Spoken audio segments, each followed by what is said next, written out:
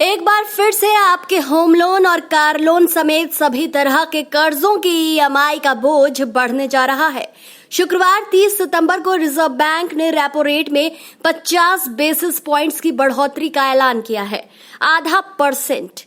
Reserve bank ने repo rate को 5.40% से बढ़ाकर 5.90% कर दिया है। आरबीआई की मौद्रिक पॉलिसी कमेटी की बैठक में यह फैसला लिया गया है। आरबीआई के इस कदम से सभी तरह के लोन महंगे हो जाएंगे। इससे पहले आरबीआई ने मई और जून और अगस्त में 3 बार में रेपो रेट में 1.40% की बढ़ोतरी की थी। इस तरह से करीब 4 महीने में आरबीआई ने रेपो रेट में कुल मिलाकर 1.90% का इजाफा किया है। इससे पहले 5 जून को हुई मौद्रिक कमेटी की बैठक में आरबीआई ने रेपो रेट में 0.50% का इजाफा किया था। कोरोना महामारी के बढ़ते संकट को देखते हुए आरबीआई ने मार्च 2020 में रेपो रेट को घटा दिया था, लेकिन 4 मई 2022 को करीब 2 साल बाद 0.40% की बढ़ोतरी की गई थी।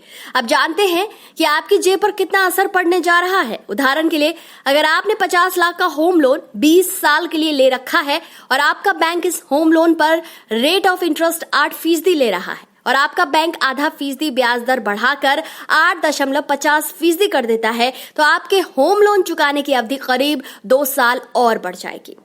लोन के टेन्योर के अलावा अतिरिक्त ब्याज भी चुकाना होगा। एक और विकल्प यह है कि चल रहे ईएमआई को बढ़ा लिया जाए, यानी अधिक ईएमआई का भुगतान किया जाए। इसके लिए आपको बैंक को जानकारी देनी होगी, क्योंकि बैंक अपने आप ईएमआई नहीं बढ़ाते। इसके लिए आपको बैंक को लिखित में या फोन पर बताना होगा। हालांकि आपके लिए एक राहत की बात भी है। रेपो रेट बढ़ने का असर आपके सेविंग बैंक अकाउंट और एफडी पर भी पड़ेगा।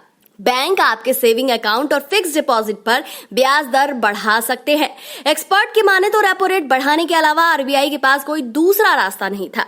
दरअसल महंगाई के आंकड़े आम आदमी से लेकर सरकार को जीने नहीं दे रहे हैं। महंगाई पर बात करते हुए आरबीआई गवर्नर शक्तिकांत दास ने कहा कि दुनिया भर के कुछ इलाकों में राजनीतिक तनाव के चलते महंगाई में घट बढ़ जारी है, लेकिन भारत में कंज्यूमर प्राइस इंडेक्स यानी खुदरा महंगाई अब भी 7% के आसपास बनी हुई है। हमें उम्मीद है कि 2022 से 23 की दूसरी छमाही में यह लगभग 6% पर बनी रहेगी। वहीं आर्थिक विकास दर यानी जीडीपी के बारे में बोलते हुए दास ने कहा कि पहली तिमाही में वास्तविक सकल घरेलू उत्पाद की वृद्धि हमारी उम्मीदों से कम रही है। केंद्रीय बैंक ने 2022 से 23 के विकास अनुमान को 7.2% के अपने पिछले अनुमान से घटाकर 7% कर दिया है। क्या है रेपो रेट?